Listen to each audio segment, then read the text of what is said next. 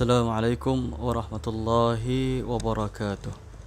Inna hamdalillah nahmaduhu wa nasta'inuhu wa nastaghfiruh wa na'udzu billahi min shururi anfusina wa min sayyiati a'malina man yahdihillahu fala mudilla lahu wa may yudlil fala hadiyalah.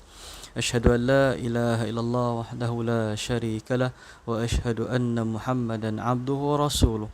قالوا سبحانك لا علم لنا إلا ما علمتنا إنك أنت العليم الحكيم إنك أنت العليم الحكيم إنك أنت العليم الحكيم رب اشرح لي صدري ويسر لي أمري واحلل عقدة من لساني يفقهوا قولي. Apa khabar para jemaah sekalian di Masjid Mawaddah? Alhamdulillah, segala puji bagi Allah, kita telah pun melepasi 1/3 di dalam bulan Ramadan. Semoga kita istiqamah di dalam ibadah yang kita lakukan pada ketika ini. InsyaAllah saya akan sambung kembali kuliah online kita daripada kitab Fiqh Sunnah di dalam bab sunat-sunat salat. Kita pun dah melalui ataupun membahaskan beberapa perkara yang mana kita kaitkan berkenaan tentang bacaan ketika bangkit daripada rukuk dan juga ketika yang tidak bermaksud daripada rukuk tu kita naik sami Allahu liman hamidah. Terdapat beberapa bacaan yang kita baca, kan biasa kita baca dalam keadaan satu cara. Dia sebenarnya ada beberapa cara dekat situ. Sekarang ni masuk kepada topik yang agak menarik, yang mana perbahasan yang agak panjang, perdebatan juga terjadi. Okey, iaitu berkenaan tentang cara turun ke lantai untuk bersujud dan cara bangkit untuk berdiri. Jumhur ulama berpendapat disunat meletakkan kedua lutut ke lantai sebelum kedua tangan. Kan terjadi perbahasan berkenaan tentang nak sujud ni, tangan turun dulu ke lutut turun dulu. Jadi ada sebahagian mengatakan tangan turun dulu supaya tak sama dengan cara unta duduk, kan. Pernah tengok unta duduk macam mana? Kalau tak pernah, buka YouTube, buka cara unta duduk, kita tengok adakah dia turun tangan dulu ke turun lutut dulu. Tetapi di sini kita ceritakan tentang jumhur ulama mengatakan ini, kan, tentang lutut turun dulu sebelum tangan. Siapa yang ceritakan? Diceritakan oleh Ibnu Munzir daripada Umar, An-Nakhai, Muslim bin Yasar, Sufyan Ats-Tsauri, Ahmad, Ishaq dan juga ahli ra'yi. Tambah Ibnu Munzir, ini juga merupakan pendapatku sendiri, kan. Malah Abu At-Tayyib menceritakannya sebagai pendapat majoriti fuqaha. Ibnu Qayyim berkata, adalah Nabi SAW meletakkan kedua lututnya sebelum kedua tangannya jatuh ke lantai, kemudian meletakkan kedua tangan, lalu kening dan hidung. Ini merupakan keterangan hadis sahih yang diriwayatkan oleh Shuraik daripada Asim bin Kulaib daripada ayahandanya. Daripada Wa'il bin Hajar katanya, ra'aitu Rasulullah sallallahu alaihi wasallam idza sajada wada'a rukbatai qabla yadayhi wa idza nahada rafa'a yadayhi qabla rukbatayhi wa lam yurwa fi fi'lihi ma yukhalifu dhalik. Aku melihat Rasulullah sallallahu alaihi wasallam apabila sujud, beliau meletakkan kedua lututnya sebelum kedua tangan, dan jika bangkit beliau mengangkat kedua tangannya sebelum kedua lutut, dan tidak ditemukan riwayat yang bercanggah dengan perbuatannya itu. Maka itu merupakan pandangan pertama. Jangan terkejut para jemaah. Maksud dalam hal ini ada pandangan. Pandangan pertama mengatakan meletakkan lutut dahulu sebelum tangan. Malik, Al-Auza'i dan Ibn Hazm pula berpendapat disunat meletakkan kedua tangan sebelum lutut. Pandangan ini pula mengatakan letak tangan dulu sebelum lutut. Ini juga merupakan satu riwayat daripada pendapat Ahmad. Al-Auza'i berkata, aku dapati kaum muslimin meletakkan kedua tangan sebelum lutut mereka. Ibnu Abu Daud berkata, ia juga merupakan pendapat ulama hadis. Maka ulama berbeza mengenai cara bangkit dan sujud ketika berdiri untuk meneruskan rakaat selanjutnya. Adalah disunatkan di sisi majoriti ulama mengangkat kedua tangan terlebih dahulu, kemudian baru disusuli dengan kedua lutut. Manakala mengikuti sebahagian ulama pula, seseorang itu hendaklah mengangkat kedua lutut dulu sebelum kedua tangan. Maka dalam hal ini nak turun mana dulu Ustaz? Lutut dulu ke tangan dulu?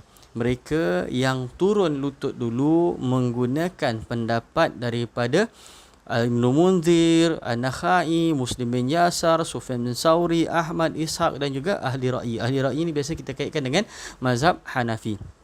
Kan? Mereka yang mengatakan bahawa turun tangan dulu ialah Malik, Al-Auza'i dan juga Ibn Hazm. Bermaksud dalam hal ini tak perlu pening-pening, tak perlu gusar para jemaah. Dua-dua ada jawapan dan dua-dua mempunyai dalil yang kuat. Jadi janganlah kita menyalahi antara satu dengan lain. Sebab tu cakap ini perbezaan pandangan dan kita cakap istilahnya berlapang dada. Kita perlu faham kedua-dua isu. Kan? Turun tangan dulu siapa kata, turun lutut dulu siapa kata.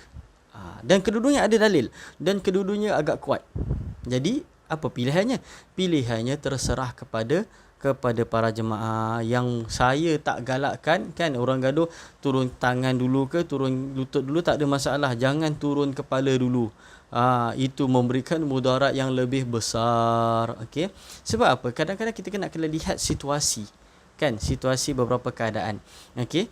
Kita solat, kan, yang mana tempat tu agak lantai dia tu agak keras, kan, agak keras. Kalau turun dulu lutut dia pegang weight yang lebih, maka tempat tu keras. Contohnya dekat tar, kan, dekat tar tu tengah-tengah panas, okey, turun tangan dulu, panas ni tengah-tengah, kan, jadi dia turun lutut dulu. Ada orang kita saya nak kena turun lutut dulu, kan, baru boleh turun tangan. Kalau tak, memang tak turun. Nampak, kan? Jadi dalam hal ini kita perlu faham kedua-duanya mempunyai dalil dan tidak ada isu, dan ia merupakan sunat. Isu ialah sunat, dia bukan isu tentang rukun dalam hal ini. Maka kita tak perlu memikirkan terlalu panjang tentang perbahasan ini. Kita tahu ni perbahasan dia selesai. Kan, bagi mereka yang turun lutut dipersilakan, dan nak turun tangan dipersilakan. Ada pun berkenaan tentang naik tu, kebanyakan daripada kita melihat bahawa naik tangan dulu. Bermaksud dah sujud, kemudian dia akan naik tangan dulu sebelum dia naik lutut. Dan ada juga yang naik lutut dulu. Sebab apa? Dia nak menampung. Dalam hal itu pun tidak ada isu dalam hal tersebut.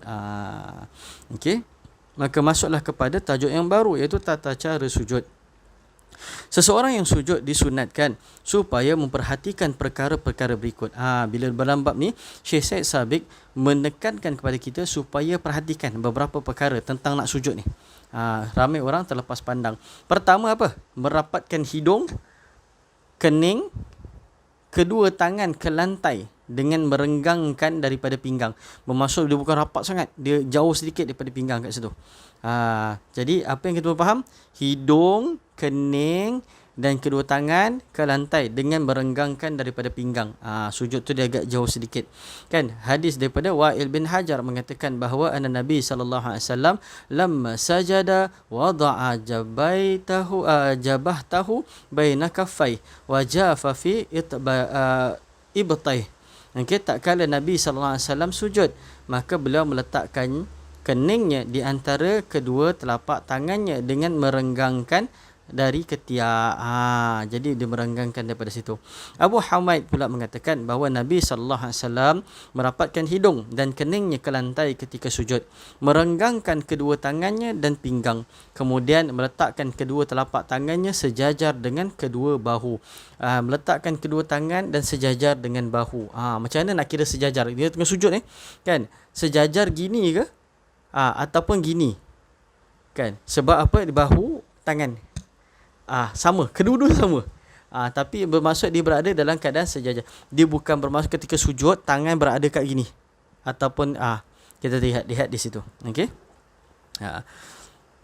Kedua-duanya telah diterangkan dalam beberapa riwayat hadis. Ada sebagian ulama yang cuba menghimpunkan antara kedua riwayat hadis ini dengan menjadikan hujung kedua telunjuk sejajar dengan kedua telinga.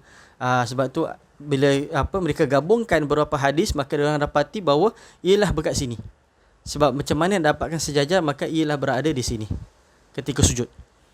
Okey. Maka manakala kedua telapaknya sejajar dengan kedua bahu, hujung dekat telinga, ni dekat bahu. Okey. Ketiga, hendaklah seseorang meluruskan sekaligus merapatkan jari jemarinya. Al-Hakam dan juga Ibn Hibban meriwayatkan anna Nabi sallallahu alaihi wasallam kana idza raka'a farraja baina asabih wa idza sajada dhamma asabi'ahu. Nabi SAW merenggangkan jari jemari ketika rukuk. Rukuk jari jemari direnggangkan. Tapi sebaliknya beliau merapatkan ketika sujud. Maka rapat jari ni kan, dia kena rapat ketika sujud. Dia bukan dalam keadaan gitu. Rapatkannya. Keempat, menghadapkan hujung-hujung jari ke arah kiblat. Dalam riwayat Al-Bukhari daripada Humaid mengatakan apabila Nabi SAW bersujud, beliau meletakkan kedua tangannya tanpa menghamparkannya dan tidak pula menggenggamnya, serta hujung jari-jari kakinya dihadapkan ke arah kiblat. Maka dia bengkokkan jari kaki tu kan betul-betul sampailah ke gini kan, dan jari tu menghadap ke arah kiblat. Dia bukan jari berletak macam gitu. Maka biasa kita lihat kan, kita lipatkan jari kita menghadap ke depan kan, begitu. Dan juga tengok jari-jari kita ini.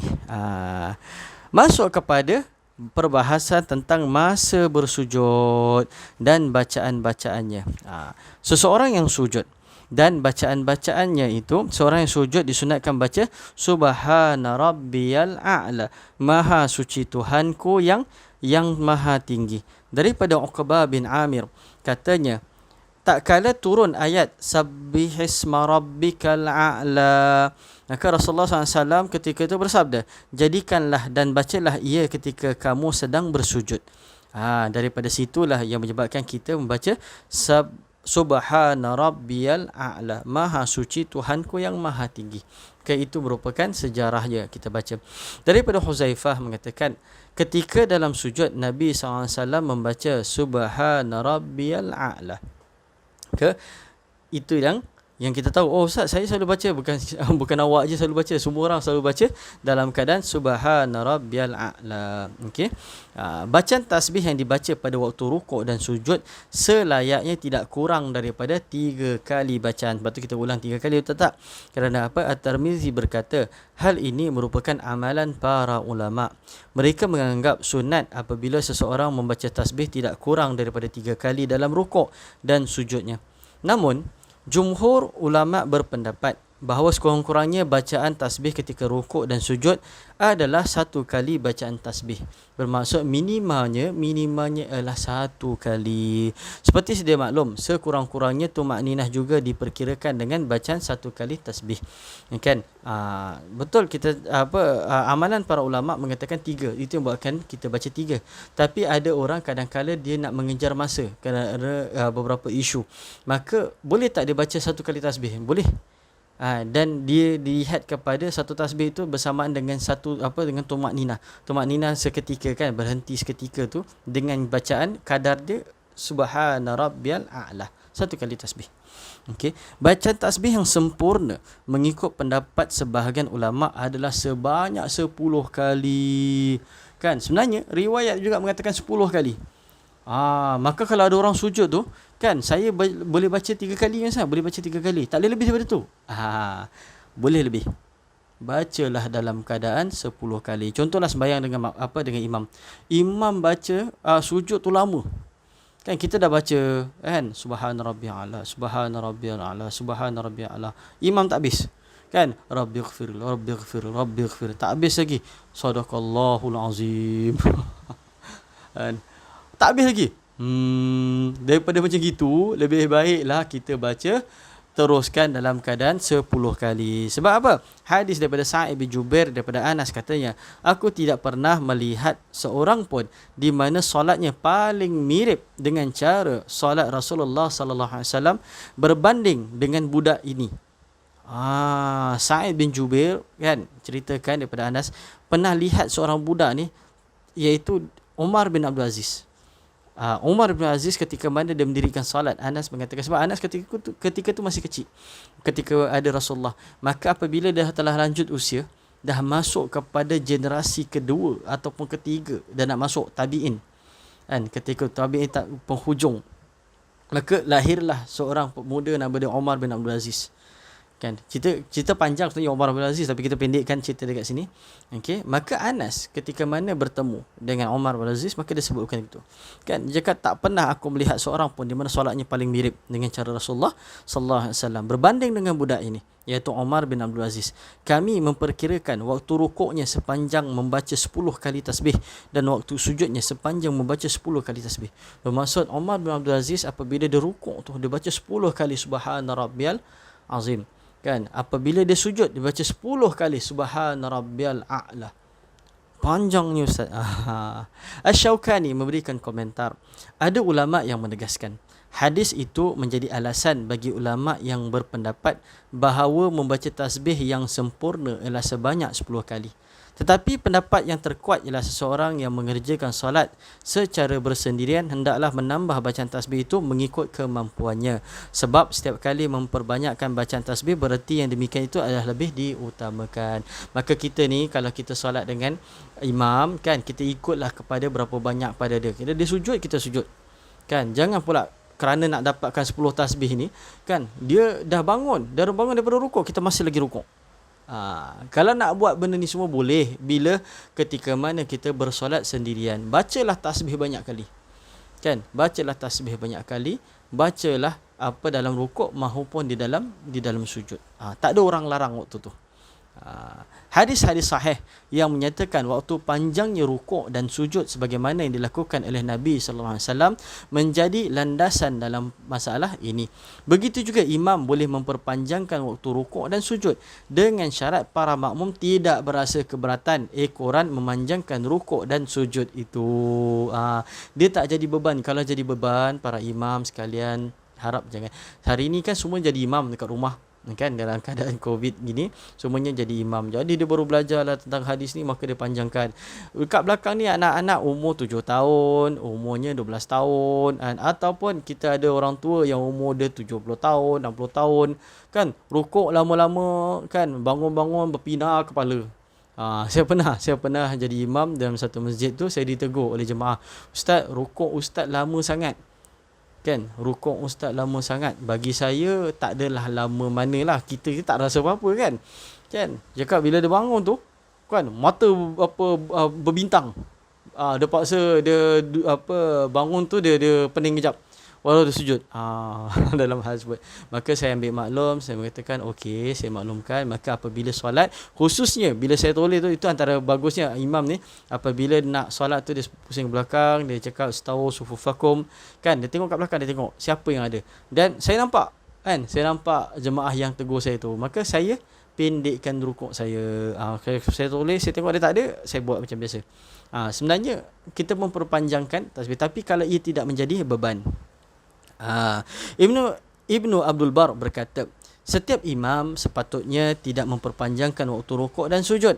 Hal ini berdasarkan kepada perintah daripada Nabi sallallahu alaihi wasallam, meskipun mengetahui bahawa para makmum yang berada di belakangnya tidak berasa keberatan, sebab dia tidak dapat mengenal pasti bahawa ada antara mereka yang ditimpa kejadian mengejut, keperluan yang mendesak, berhadas dan juga lain-lain. Maka ini boleh kita kategorikan dalam fiqh imam. Imam perlu peka dalam keadaan yang kena aware kat belakang siapa, dan jangan memperpanjangkan. Sebab apa?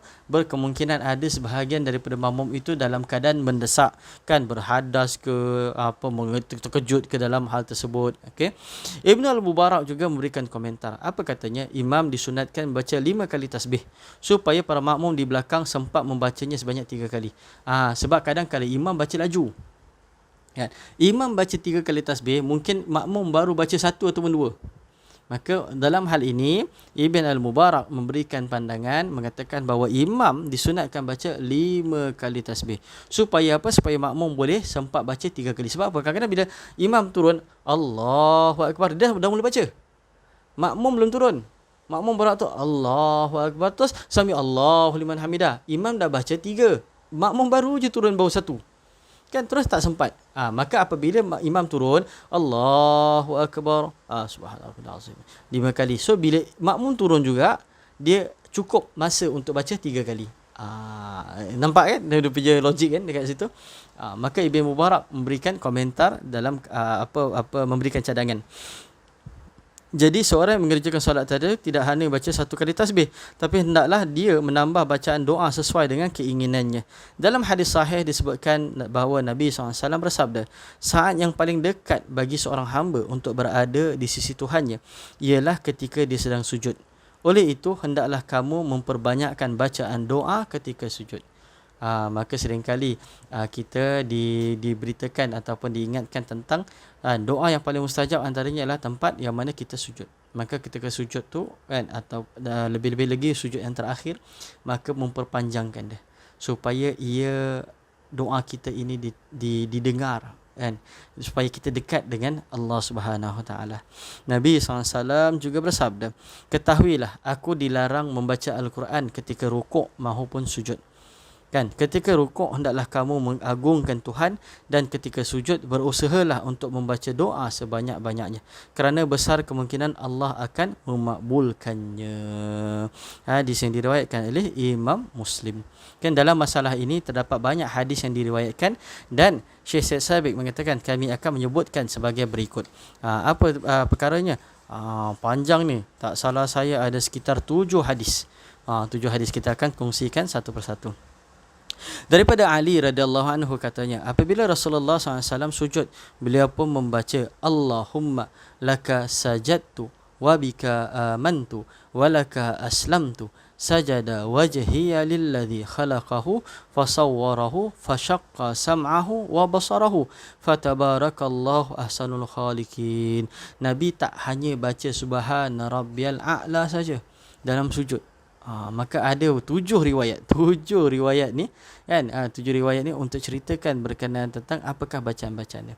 So daripada Ali tadi, apa bacaan Rasulullah ialah Allahumma laka sajadtu wa bika amantu wa laka aslamtu sajada wajhiya lilladhi khalaqahu fasawwarahu fashaqqa sam'ahu wa basarahu fatabarakallahu ahsanul khaliqin. Ya Allah, aku sujud kepadamu, aku beriman kepadamu, aku berserah diri kepadamu, wajahku sujud ke hadapan Tuhan yang telah menciptakannya, kemudian dia merekanya dengan sebaik-baik rupa dan bentuk, kemudian dia melengkapi dengan pendengaran dan penglihatan. Maha suci Allah dan sebaik-baik pencipta. Hadis yang kedua pula daripada Ibn Abbas mengatakan bahawa beliau menceritakan cara salat Rasulullah SAW ketika tahajud. Apa dikatakan? Dan kemudian beliau pun pergi untuk mengerjakan salat. Ketika dalam salat ataupun sujudnya, beliau pun membaca Allahumma ja'al fi qalbi nura wa fi sam'i nura wa fi basari nura wa an yamini nura wa an yasari nura wa amami nura wa khalfi nura wa fawqi nura wa tahti nura wa ja'alni nura. Menurut Syu'bah, atau beliau membacanya Allah waj'al li nura. Sama ada bacaannya Allahumma ja'al ataupun waj'al li nura. Okey. Jadi apa maksudnya kat situ? Ya Allah, jadikanlah daku dalam hatiku cahaya, pada pendengaranku cahaya, pada penglihatanku cahaya, di sebelah kananku cahaya, di sebelah kiriku cahaya, di hadapanku cahaya, di belakangku cahaya, di sebelah atasku cahaya, di bawahku cahaya, dan jadikanlah aku ini cahaya. Sama ada dalam keadaan waja'alni ataupun waja'alli. Kan, kedua-dua Syu'bah mengatakan waja'alli. Okey. Imam An-Nawawi berkata, menurut ulama, Nabi SAW memohon cahaya pada seluruh anggotanya dan setiap arahnya. Maksudnya ialah supaya diberikan kebenaran dan petunjuk baginya. Demikianlah beliau meminta cahaya pada semua anggota tubuhnya, pada setiap gerak-geri dan segala perbuatannya, dan pada seluruh keadaannya yang meliputi seluruh penjuru arah yang 6, dengan harapan beliau tidak tergelincir ataupun menyimpang daripada cahaya tersebut sedikit pun jua. Masya Allah. Itu lihat bagaimana doa Nabi ketika sujud. Yang ketiga, daripada Aisyah radhiyallahu anha katanya, dia pernah kehilangan Nabi SAW daripada tempat tidurnya pada suatu malam. Dia meraba dengan tangannya sehinggalah tersentuh Nabi SAW, yang mana ketika itu sedang sujud dan sedang membaca Rabbi a'ti nafsi taqwaha wa zakkiha anta khairu man zakkaha anta waliyuha wa maulaha. Yang bermaksud, ya Allah, berikanlah kepada diriku ini ketakwaan dan bersihkanlah ia, kerana engkau adalah sebaik-baik pembersih. Engkaulah yang menjadi wali serta pemimpinnya. Lihat rintihan Nabi SAW. Yang keempat pula doa yang dibacakan yang diriwayatkan oleh Abu Hurairah radhiyallahu anhu, yang bermaksud biasanya Nabi SAW membaca ketika sujud doa berikut: Allahumma ghfirli dhanbi kullahu diqqahu wa jullahu wa awwalahu wa akhirahu wa alaniyatahu wa sirrahu. Ya Allah, ampunilah seluruh dosaku, sama ada yang kecil maupun yang besar, yang terdahulu maupun yang sekarang, yang nampak maupun yang tersembunyi. Yang keempat, yang kelima daripada Aisyah juga mengatakan bahawa pada satu malam aku pernah kehilangan Nabi SAW. Akhirnya aku pun menyentuhnya ketika berada di masjid, dan ketika itu beliau sedang sujud dengan kedua telapak kakinya yang tegak ke atas, dan di dalam sujud beliau pun membaca Allahumma inni a'udzu bi mu'afatika min 'uqubatika wa a'udzu bika minka la uhsi sana'an 'alaika anta kama athnaita 'ala nafsik. Ya Allah, aku berlindung dengan keridaan-Mu agar tidak ditimpa kemurkaan-Mu. Aku berlindung dengan sifat pemaaf-Mu agar tidak ditimpa siksa-Mu. Aku hanya memohon perlindungan kepadamu. Tidaklah terhitung puji-pujianku kepadamu. Engkau adalah sebagaimana dipuji oleh dirimu sendiri. Kan? Dua-dua hadis daripada Aisyah nampak hampir sama cerita dia, tapi doa dia berbeza dekat situ. Seterusnya daripada Aisyah juga. Kenapa banyak daripada Aisyah? Sebab Aisyah isteri Rasulullah, sentiasa dengan Rasulullah. Apabila dia tidur, bila bangkit, kan Rasulullah tak ada tempat tidur ya, dan Rasulullah sedang solat, dan ketika itu terdengar rintihan Nabi SAW. Kan? Sama juga, hampir sama. Kan? Yang mana dia pernah kehilangan Rasulullah SAW pada suatu malam. Kan? Dia menyangka bahawa beliau mendatangi isterinya yang lain. Walaupun demikian, dia tetap mencari dan meraba-raba di pelbagai tempat. Kan? Bukan ada lampu waktu tu, bagaimana cari so. Akhirnya dia pun berjumpai Nabi SAW yang ketika itu dalam keadaan rukuk atau sujud dan sedang membaca. Apa bacaannya? Subhanakallahumma wa bihamdika la ilaha illa anta. Maha suci engkau ya Allah, aku memujimu, tiada Tuhan selain daripadamu. Aisyah pun mengatakan, demi ibu bapakku yang menjadi tebusanku, sungguh aku sedang dalam suatu keadaan, sedangkan kamu dalam keadaan yang lain punya. Orang Arab dia kuat, dia bersumpah. Maksudnya dalam hal ini apabila dengar kan ayat tersebut, maka apa Aisyah jawab, bi abi anta wa ummi inni lafi sya'n wa innaka lafi sya'an akhar. Bermaksud kita Aisyah ketika itu dalam dunia lain, tidur kan, dunia kenikmatan tidur, sedangkan Nabi bangkit dalam dunia berta'abbud kepada Allah Subhanahu Wa Taala, beribadah kepada Allah Subhanahu Wa Taala. Maka ini jadi pemisah di antara manusia yang bertakwa itu. Kan? Maka di sini kita melihat bahawa sebab tu bila tanya apakah cara terbaik untuk menghuraikan masalah, kan, memohon bila ketika mana manusia sedang nikmat tidur, leka dalam kesenangan, kita bangkit menuju kepada Allah dan berdoa, bertahajud, bertawajuh kepada Allah. Maka kalau orang tanya, ustaz saya ada sakit gini, saya ni diguna-guna oleh orang dan sebagainya, saya ni apa tak kuat kan, apakah cara yang terbaik untuk saya cakap bangkit malam. Bangkit malam ketika mana semua manusia lemah kerana nikmat tidur, lagi pula kena hujan dengan aircon, lagilah tak bangun. Anda kuat untuk bangkit dan bertahajudlah kepada Allah. Bacalah seluruh apa yang tadi telah saya kongsikan. Tadi 6 kan? Saya kongsikan yang terakhir ini.